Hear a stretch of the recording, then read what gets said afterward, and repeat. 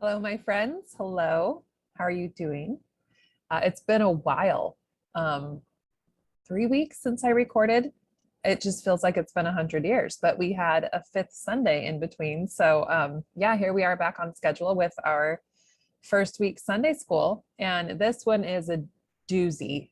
This one, I know you hear me say it all the time, but this one really did me in. I've been so deep in the pages of the Doctrine and Covenants, the Book of Mormon, and in the Saints book all week because there is so much history, so much truth, and then just so much trauma and sadness that accompany this set of scriptures. We're going to talk about them, but I'm still astounded by the amount of fear and trauma that the saints dealt with during this block of time. And I think part of my sadness comes from the fact that we know it only gets worse for them.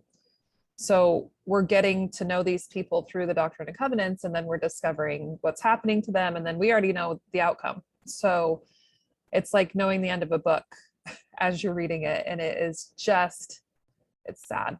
So we're going to talk about sadness today. Not really. We're going to talk about the scriptures and about these set of scriptures. So we're doing Doctrine and Covenants, section 94 to 97. And before we dive in, I want to point something out. Section 94 was received on August 2nd, 1833. It's chronologically misplaced in this section of scriptures. And I was listening to the Book of Mormon Central's YouTube video this week, and they said that was just, an arrangement error. But it's important to know that as you're reading this section because it fits better when it's chronological. So section 94 should really be after section 97, just FYI. Because if you read section 94 and then you read 95, 96, you're kind of like, okay, interesting.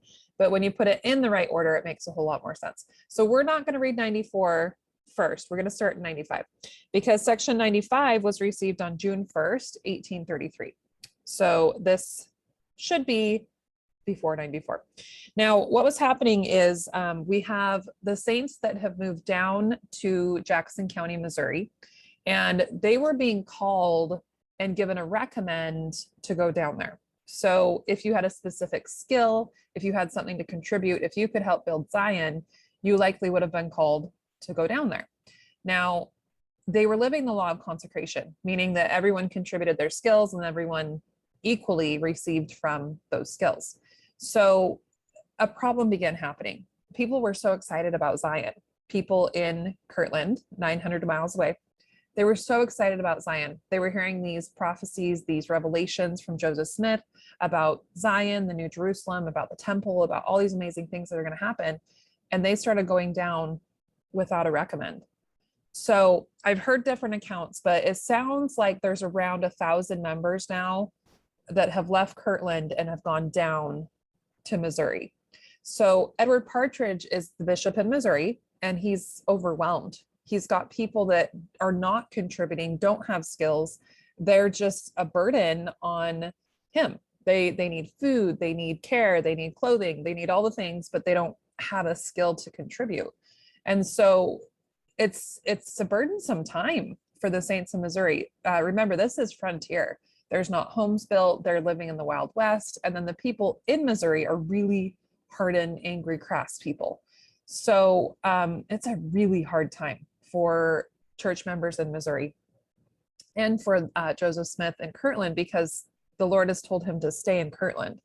And it's a little confusing because the prophet's 900 miles away. And I'm sure he would prefer to be in Zion, but that's not what the Lord asked him to do. So we've got this divide. Only a few hundred saints are in Kirtland, and then the bulk of them are down in Missouri. And to think of it in 1833 terms, that is a multiple week trip. It's multiple weeks between communication because, news is carried via horseback or foot. So, even the fastest horseman would probably go around 80 miles a day. Meaning if we had the fastest of the fastest human on a horse taking a message, it might take like 12 days to 2 weeks to get a message back and forth between the two. And that's a fast express. It likely would take 3 weeks to a month. So the communication is slow. Joseph's only hearing things after the fact. And that's kind of where we're setting the stage for this. So that was my preamble, so that now we can talk about section 95. Now, when I got into the teacher's manual for this, I got a little triggered. I know triggered is a buzzword. We all get triggered. We feel an emotion, but I did, because the thing it said at the top of the teacher's manual for the Sunday school manual for Come Follow Me, it said, how can you help your ward members desire the blessings of the temple, or the blessings of the temple that are stated in these chapters? How can I, as a teacher, help you desire the blessings of the temple? Okay, that sounds like a simple, fine, innocent question, right? And I've heard that question asked so many times in church manuals, so many times in our culture, so many times in conversations with other humans outside of the church. It's a cultural idea that I somehow have the ability to make you desire something. So I want you to think about this as we talk, because the reason I got triggered is I don't have any control over your feelings or actions. I do not. You choose your feelings, you choose your actions. So there's nothing that I can say or do to make you want to go to the temple. But I'm hoping that these scriptures today in this section will increase your desire, that you'll choose to have that desire. And we'll talk in the end about ways that that can happen. But the triggering thing for me is that is such a common use of our language. How can I help you desire? But I can't. So today, as you listen, I hope you ask the question differently. How can I desire the blessings of the temple? How can I desire this? That's the question I want you to ask, because there's nothing I can say or do that will make you want it. So trigger, rant over. Let's get into section 95. So what's happened here is in January, the Lord told the saints to build a temple in Zion. So they had chosen the place, they had dedicated it in Jackson County, and then they didn't do anything. Nothing happened. Now, from the human standpoint, we get it. I just explained to you what's going on. They're trying to actually build homes for themselves. They're trying to build a store, a printing press. They're trying to get food, have farms, live, survive. That's what they're trying to do. So building a temple, I understand in their scenario, it's not on the top of the list. But this section of scriptures is the Lord saying, it should be on the top of your list. So section 95 says, for verily thus saith the Lord unto you whom I love, and whom I love, I also chasten. So I love this. So he opens up right here. Okay, I'm talking to you. I love you. And because I love you, you need correction. That is so good. Just as a parent, that verse right there, it could be an entire mission statement for the home. I love you, and because I love you, I'm going to correct you. I think sometimes as parents, we think that correcting our kids is harsh or wrong, or we hurt their feelings. But the truth is, if we don't correct them, that's not showing love. That's not showing respect. It's not showing care, because then they will misbehave. They will go down a wrong path. So it is true that love involves correction. So he's saying right there, I'm going to chasten you, that their sins may be forgiven. For with the chastisement, I prepare a way for their deliverance in all things out of temptation. And I have loved you. Oh, it's so good. So I love you, so I'm going to chasten or correct you. But with that chastening or correction, I'm going to prepare a way for your deliverance. So I'm going to correct you, but it's going to serve you really well. It's going to give you deliverance. So good. I love that. Actually, as I say that, I didn't have this thought before, but I love that concept again as a parent to say, hey, I need to correct you on this. And it's because it's going to save you from this thing later. You know, that's what he's saying right here.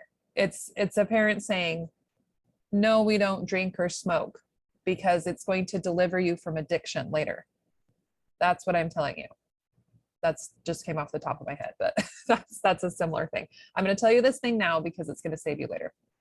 So he's saying, wherefore ye must needs be chastened and stand rebuked before my face. For ye have sinned against me for a grievous sin, and that ye have not considered the great commandment in all things that I have given unto you concerning the building of mine house. So you haven't done the thing I commanded you to do, build a temple. For the preparation wherewith I designed to prepare mine apostles to prune my vineyard for the last time, that I may bring to pass my strange act, that I may pour out my spirit upon all flesh. So he's saying you didn't build the temple. And the reason I wanted you to build the temple is so that I can pour out my spirit for everyone, living, dead, everyone. And I like how he calls it bring to pass my strange act. I just love that terminology because it's a mystery of God. And the mysteries of God sometimes are strange. As he said, it's strange to humans because we don't understand God's ways. They're higher than our ways. So I just like the phrasing on that. So he says, this is verse 5. But behold, verily I say unto you that there are many who I have ordained among you, who I have called, but few of them are chosen. So we hear this many times in the Doctrine and Covenants, and in church lessons we talk about this. Many are called, but few are chosen. It's this concept that many or all of us have been asked to follow the commandments and do the work of God, but who of us have actually done it? Who is actually becoming chosen because you're listening and following? I want to be one of the chosen. I want to be one that does the things, listens, follows the commandments, builds a temple when I'm asked to build the temple, figuratively, because we don't get asked to build temples anymore, but that's what he's saying. And he says, they who are not chosen have sinned a grievous sin in that they are walking in darkness at noonday. This one is so good. So he's saying, I've called all of you to follow this work, but those of you who are not chosen, those of you who choose not to listen, you're choosing to walk in darkness when the sun is out.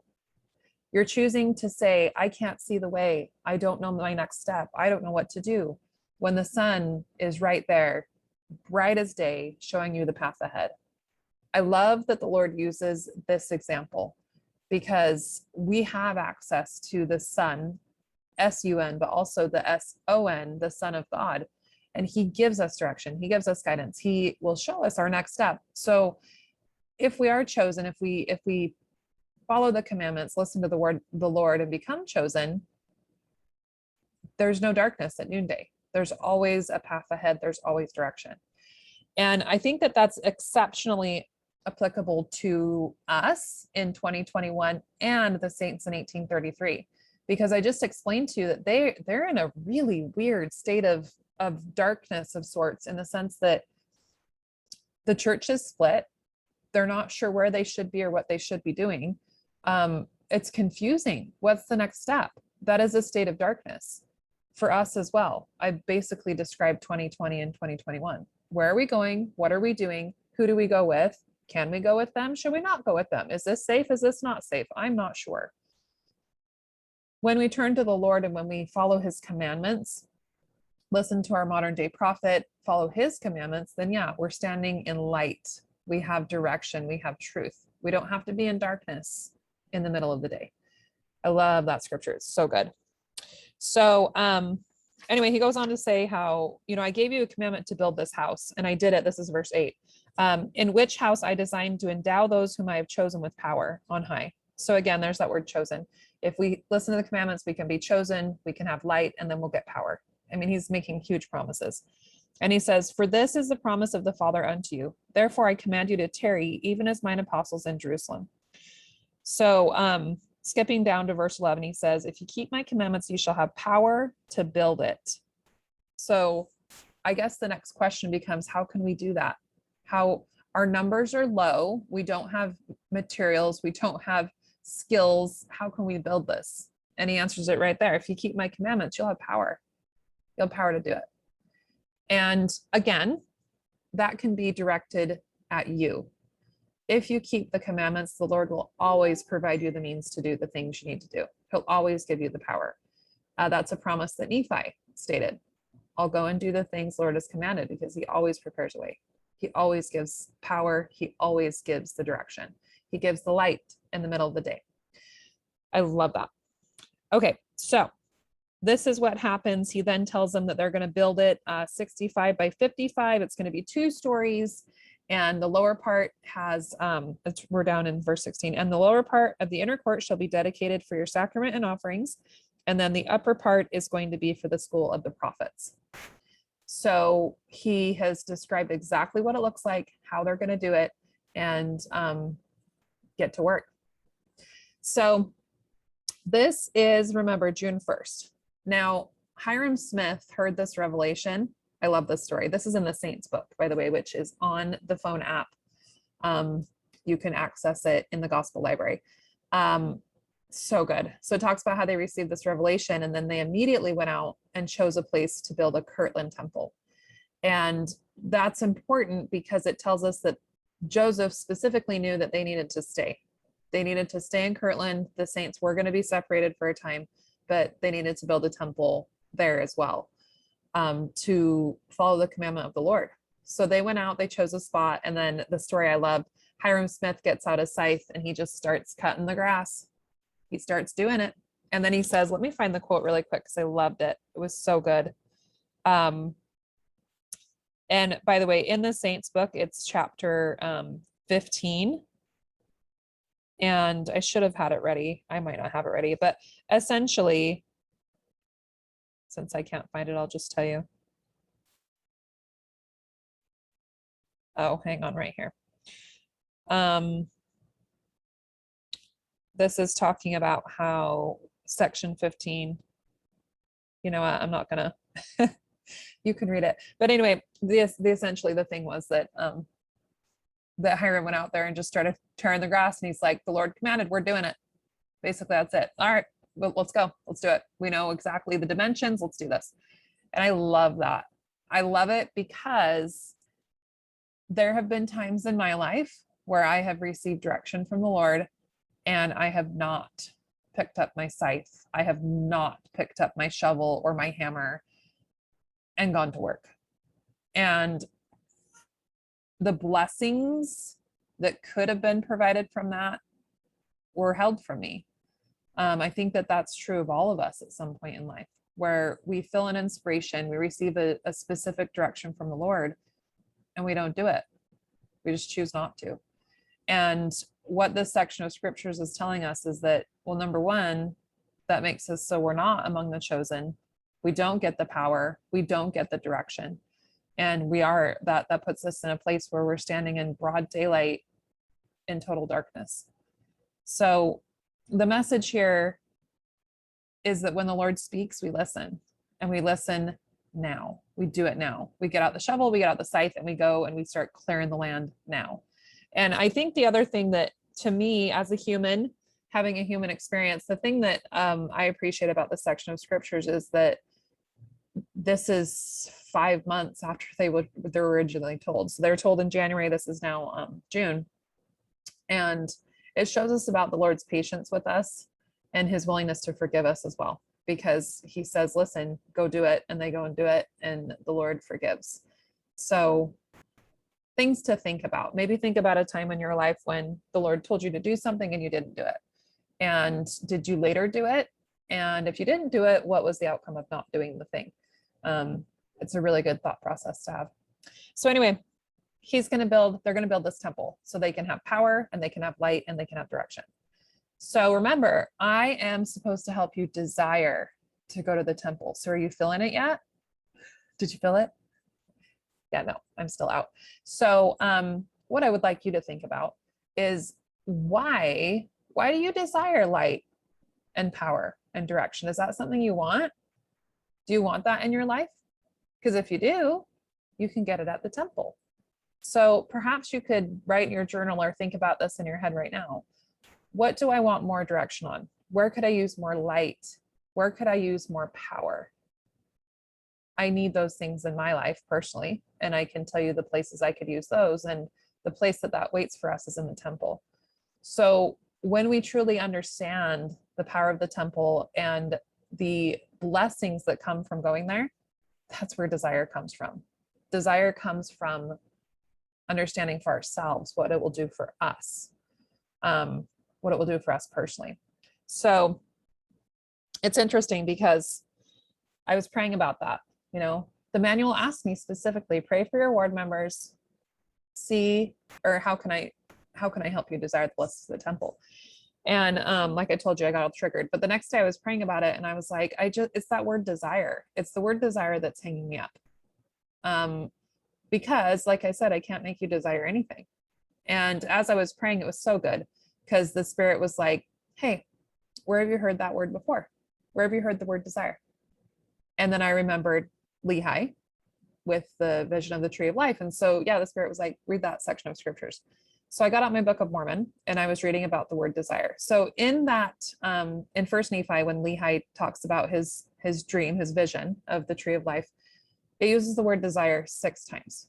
And I think it totally applies to this section of scriptures in D&C, in the sense that what happened in that dream is Lehi was standing at the tree of life with its beautiful, delicious fruit.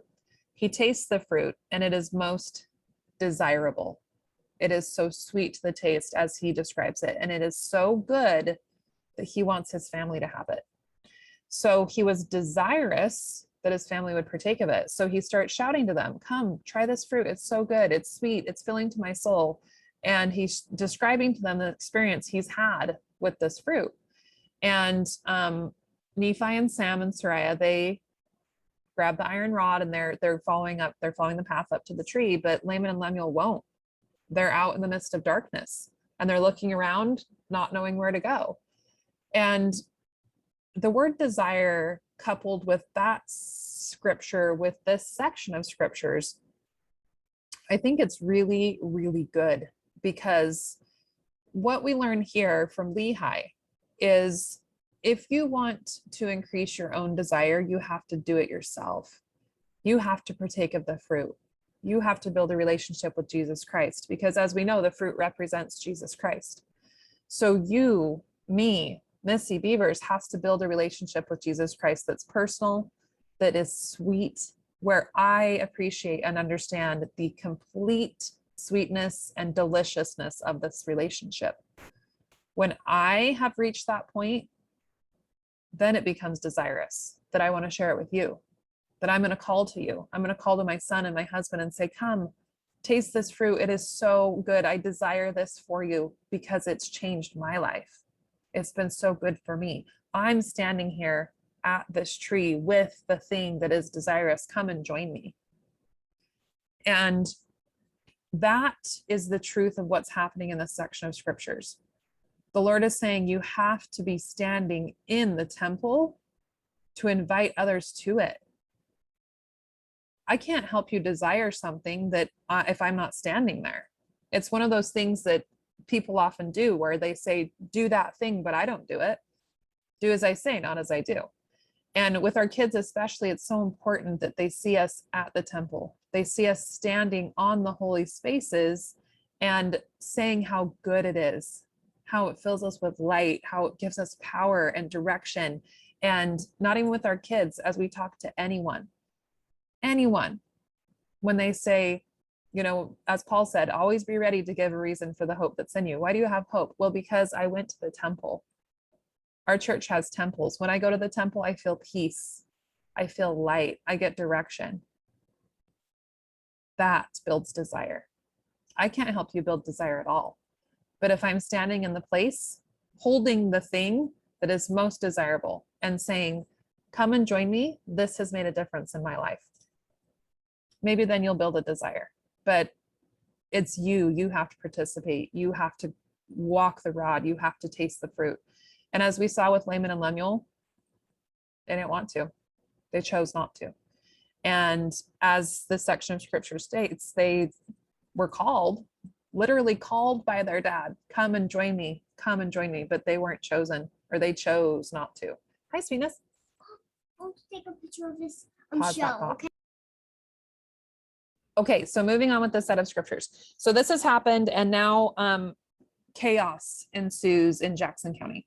And it's July 20, 21, 22, 23. It's well, the first half of July, let's say that. Things are really bad in Jackson County, Missouri. And what's happening is, this is 1833. Slaves are being liberated all over the country, but Jackson County, well, Missouri as a whole, still keep slavery as legal. So William Phelps, he has the printing press. He is in the process of printing the Book of Commandments, which is the Doctrine and Covenants that we have today. And he also prints a paper called the Morning Star. And it's a newspaper that is directed towards church members, but of course anyone can read it. Remember, there's about 1,000 members down there. So he sees the political turmoil. What's happening in that area is that there are emancipated slaves who have joined the church and have moved down to Missouri. So they are participating in the church there. They are free. And this is making the Missourians angry because they're afraid, first of all, there are way too many church members that they now can sway the political power. So if all of these people are going to vote for freedom of slaves, that is a huge threat for the people over here that have these huge plantations and they have all these slaves. That is a huge threat because they feel like the new Mormons are going to change the political power, which is true. They absolutely could. The other thing that was written in the Saints book is that there were a lot of enslaved people in Missouri. And so they were worried that they would see these emancipated free slaves living this religion, living freely, and that they would start what's the word? A riot. They would fight back. And it had happened one state over, they had where slaves had fought back, and it had been a huge battle. And so Missouri was in such a turmoil over slavery, which I'm so glad we've never had to be in this space, because as we know, all of it's wrong. And the Missouri mindset is an issue. And especially with what our church teaches, it's a problem. So William Phelps, he does an article, he makes an article in the paper, and he says that he quotes from the Book of Mormon that we believe that all men are free, black and white, bond free, everyone has the ability to have this human experience, come into Christ. He just writes that. But then he also writes in there, for our Black members who are converting in other places, I advise you not to come down here because of what's going on. So Bo just took my phone, so I can't read you the exact wording, but I highly encourage that you read it in the Saints book, because I read it, what William Phelps wrote, and I understood what he said. He was saying, let's be safe. This is the political climate. Don't come down here. Now, when the judge in Missouri read that, he interpreted it totally different. He read that William Phelps was saying, all Blacks need to be free. Come down here. Let's come have your freedom. We don't care about government. I don't know how he got that out of that. But anyway, he was livid. So he sent out men to get William Phelps, to get Edward Partridge, the bishop, and they drug them down to the courthouse. And this, again, read this in the Saints book. I sobbed. It is so sad.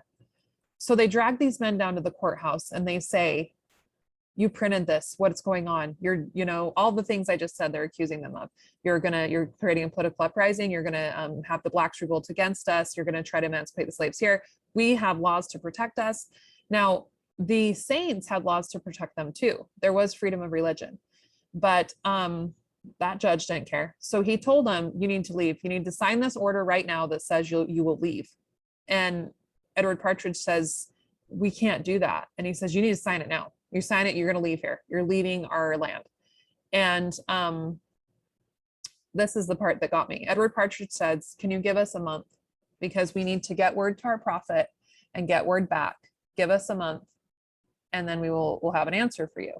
Now, remember, I just told you the fastest horse in the land, it would take about 2 weeks to get the message. So if they sent the fastest horse to Joseph Smith and he sent the fastest horse back, we're talking about a month to have a single communication. And that judge looked him straight in the eye and said, you got 15 minutes. And that is such a punch in the gut. So the men leave and they go to warn the people, and then the mob breaks loose 15 minutes later. So they go to the printing press. They throw the printing press out the window. They're throwing the printed pages of the Book of Commandments everywhere. And then this is the part that just got me. They describe in detail how these men started peeling the walls off of this house. They're kicking the walls out. They're tearing down. I mean, this mob literally deconstructed his printing press, his house, his building. They tear the walls down. The entire thing falls by humans. Humans went and destroyed that. I just was astounded. That boggles my mind. So the two sisters, Caroline and Elizabeth, they are watching. They're 13 and 15. And many of you have probably heard this story. They're watching from the sidelines and they see the papers flying out and they know how important that is. And so they run and they gather as many papers they can, and then the mob sees them. So they run into the cornfield and they lay on the ground on top of the papers. And I love this account because the sisters talk about how the mob surrounded them, and at one point they could hear the breathing of a man above them, but they were never found. And I know that's because the Lord protected them and protected these revelations that we have today. The reason I'm reading, not this specific one, but the reason I'm reading these revelations is because of those sisters that saved them. Those were the recordings. So the sisters get out of the cornfield. They are trying to find the bishop, and his house has been burned.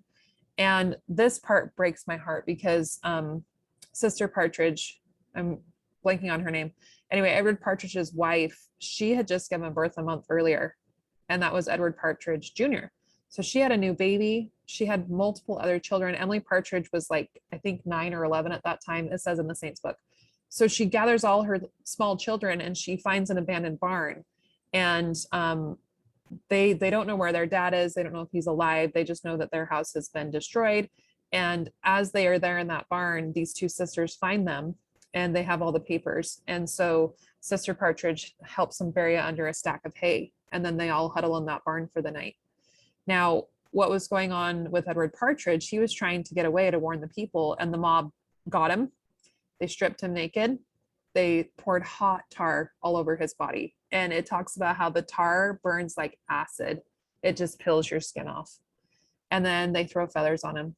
And there was another man that was tarred and feathered. I, again, lost his name, but the church members are watching this. They're screaming, they're running in the streets. Then they go and they destroy Sidney Gilbert's store. It is the saddest thing to read, the saddest thing to witness, and to feel their fear. I feel that. Even as I talk about it, I can feel that. Because these people, all they want to do is what we want to do. They just want to follow the commandments of God. They just want to do what's right. And they're being met with death and destruction. It's the saddest thing. I'm just heartbroken. I'm especially heartbroken for Edward Partridge.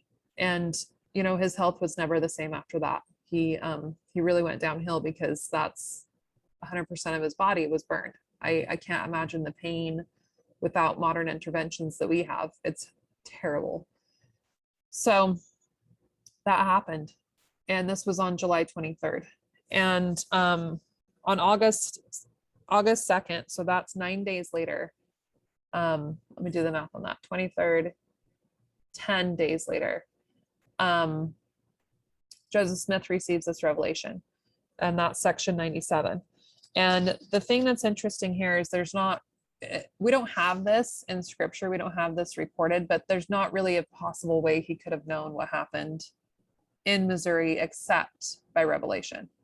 And I think that's the beauty of sections 97 and 94, because remember 94 was put out of order, is that the Lord knows each of us personally. He knows what's happening with the saints in Missouri, even if Joseph doesn't, he knows. And this section of scriptures is for them. And it's for us anytime that we are struggling, anytime that we feel like we followed a commandment and it didn't turn out the way that it should have, or that we thought it should have.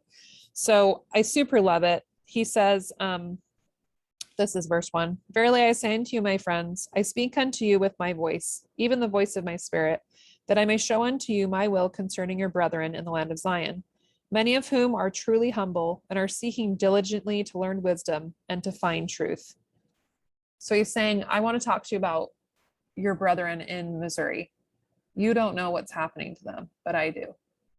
And they're humble and they're seeking truth. and they're going through a really hard time. And he says, verily, verily, I say unto you, blessed are such, for they shall obtain. For I, the Lord, show mercy unto all the meek, and upon all whomever I will, that I may be justified when I shall bring them unto judgment. So he talks later about how they're going to, well, this is directed at Parley P. Pratt, but I love it. He uses the term, they'll be given a multiplicity of blessings. I love that. So good for Parley P. Pratt. But the thing that I love, keep in mind how the saints are suffering. And here's the counsel that he gives unto them. Verily I say unto you, all among them who know their hearts are honest and are broken, and their spirits contrite, and are willing to observe their covenants by sacrifice, yea, every sacrifice which I, the Lord, shall command, they are accepted of me. So these saints are going through this horrible experience. And then the Lord's counsel says, they who know their hearts, they're honest, and their hearts are broken and honest, is what he's saying. And their spirits are contrite, and they're willing to observe the commandments even by sacrifice. That's what's happening in Jackson County, Missouri. Their hearts are being tried. They're being asked to observe their covenants by sacrifice, by death, by destruction. Now, they don't have a store to shop at. They don't have a printing press. Many don't have homes. Their bishop is incapacitated. That's what they're saying. If your heart is contrite, broken, definitely theirs are broken, but broken in the sense that you're willing to turn to the Lord, that is where they will find peace and where they will find, they will also be accepted of the Lord, as he said. So later in this verse, or in this chapter, it's verse 21, he says, therefore, verily, thus saith the Lord, let Zion rejoice, for this is Zion, the pure in heart. For let Zion rejoice while all the wicked shall mourn. So I think that's so super important that the Lord defines it that way, because Zion had been labeled as Jackson County, Missouri. And what the Lord is saying in this section of scriptures is Jackson County, Missouri probably isn't going to work out. Things are really bad down there. You don't know about it yet, Joseph, but things are really bad. And these saints down there, I know they're faithful. I know they're incredible. But here's the truth about Zion. Zion is the pure in heart. That means Zion isn't necessarily a location. It's the people who are willing to have broken hearts, contrite spirits, and then, as he said, keep my covenants, even with sacrifice. That is Zion. So good. So that's where we get our new definition of Zion, is amid all the chaos and the crazy, the Lord comes in and says, no, Zion's the pure in heart. And that is what we're still trying to build today. I'm still trying to build that in my home, in my own self. And the best way we can do that is by building our own desire. It's by going to the Savior, going to the tree, tasting his goodness, tasting his light, tasting his fruit, having it fill our souls, our hearts, so that we then can say, I am pure in heart. I want to be gathered with the rest of those that are willing to sacrifice.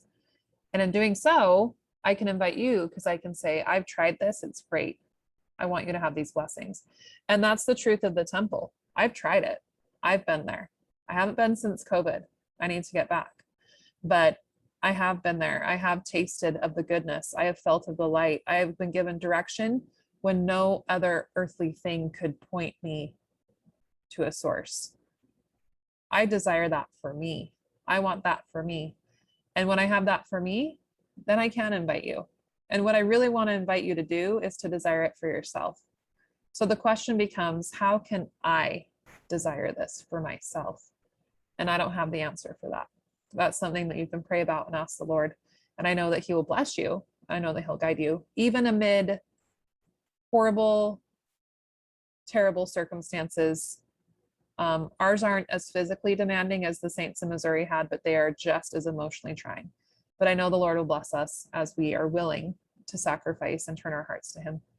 And I leave that with you in the name of Jesus Christ. Amen.